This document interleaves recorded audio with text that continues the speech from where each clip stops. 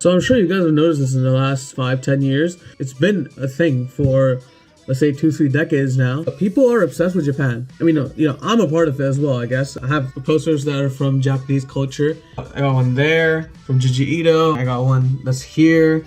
I'm a part of it as well. But I'm just very curious as to why this is even a thing. Why Japan? And what better way to find out than to go to the place that started it all? So come along to Japan with me. Let's find out together why people are so obsessed with Japan. I'll see you in a bit.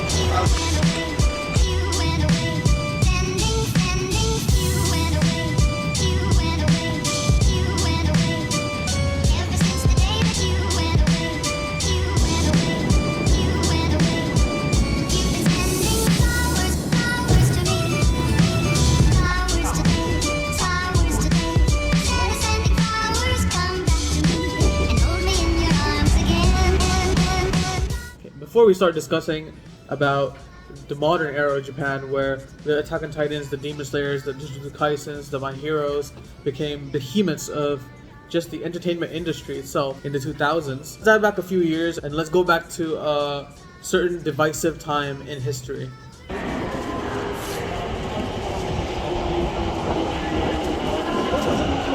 Japan's influence on world affairs has been long documented and talked about, with their heavy involvement in the world wars, as well as their atrocious acts that they committed across the Korean Peninsula and China. Joining the Axis and being a big player in these wars, Japan's notoriety only rose with time. The early mystery and the fear of the East Asian brutes was well recognized around the world during this time period.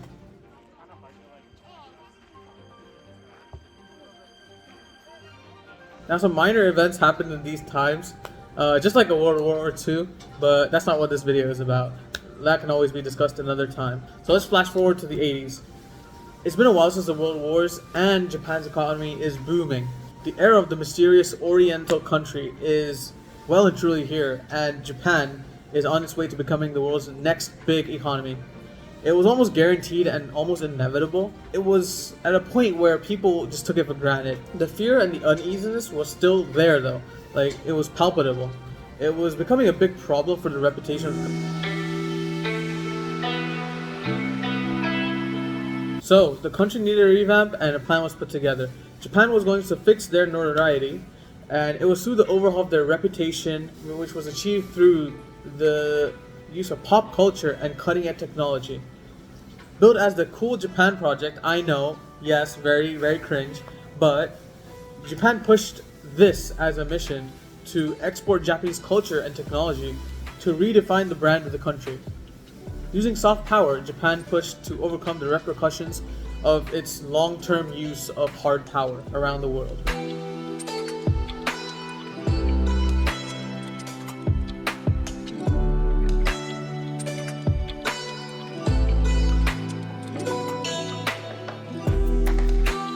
So you must be wondering, what is hard power and soft power?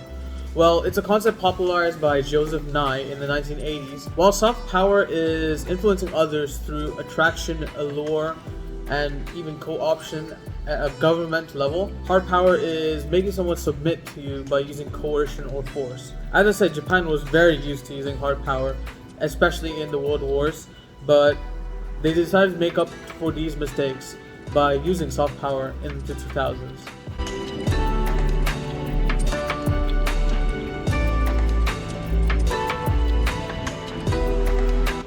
Talking robots, era-defining inventions in the tech industry, and also a booming entertainment industry meant that the new Japan was a force to be reckoned with. A country that was so perfect, it seemed like utopia. I mean, had anyone seen something as technologically advanced as the bullet train in these times? Iconic game franchises were also created and spread around the world with the advent of Pokemon, Yu-Gi-Oh!, and Hello Kitty.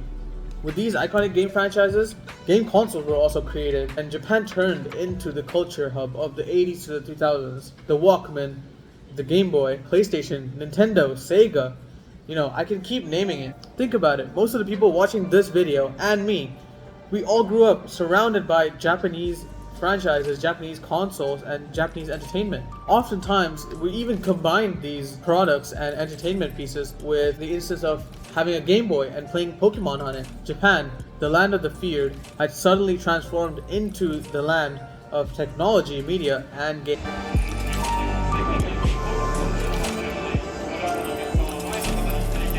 So yeah, as this expansion happened, Japanese food was also exported and introduced to places around the world. Dishes like tonkatsu, ramen, sushi, I can keep going. The deep, rich flavors of the ramen, juxtaposed with the freshness and the simplicity of the sushi, meant that Japanese food was an instant hit. Everybody was sold, and it just kept adding to the hype.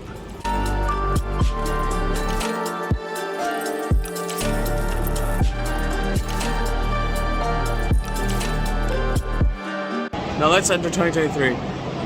Japan is the place to visit in Asia. With their beautiful sakura trees and their historical temples, paired with the beautiful food and the modern, technologically advanced country, how can we also forget that this is the place where anime is from?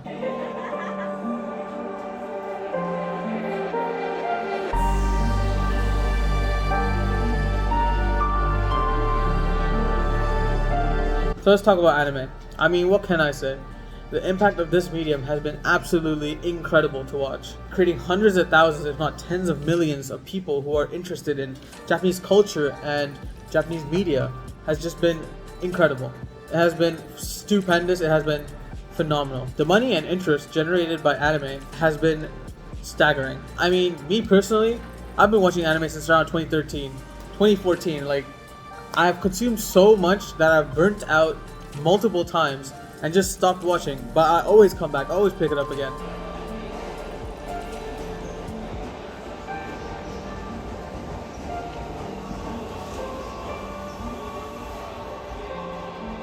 The myth, the aesthetic, and the depiction of Japanese life has taken an absolute 180-degree shift due to the spread of anime and games. I mean, hell, who wouldn't want to go and try that onsen? Who wouldn't want to visit that festival, eat that delicious food?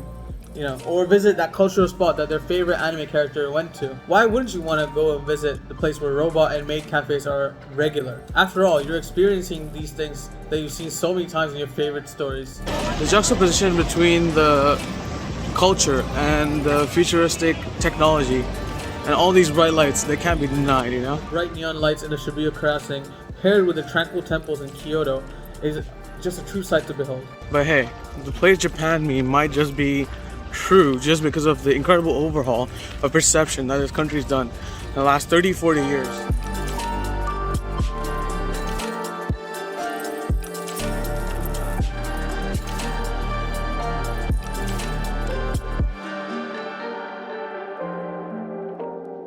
Thank you so much for watching this video. This is very different to what I usually make, but I really did want to make it since I did visit Japan. So yeah, I hope you enjoyed it. There's more content on Japan coming. I've got a bunch of vlogs that I've recorded in Tokyo, Kyoto, Osaka, and Nara. Those will be coming out soon on the channel. I'll also be making videos on media that comes out. Obviously, my video on The Boys absolutely blew up, which I am very grateful for. So content similar to that vein will be coming. Probably the next one will be about Oppenheimer or maybe Breaking Bad because I just finished season 3. But yeah. Like and subscribe. I think like 95% of people who watch my stuff are not subscribed. So get subscribed, man. Get me to 100 subs. I'm on like 68 right now. Come on, bro. 32 people? There's still gotta be 32 people who can sub. Come on. I'll see you guys in a bit. Take care. Peace.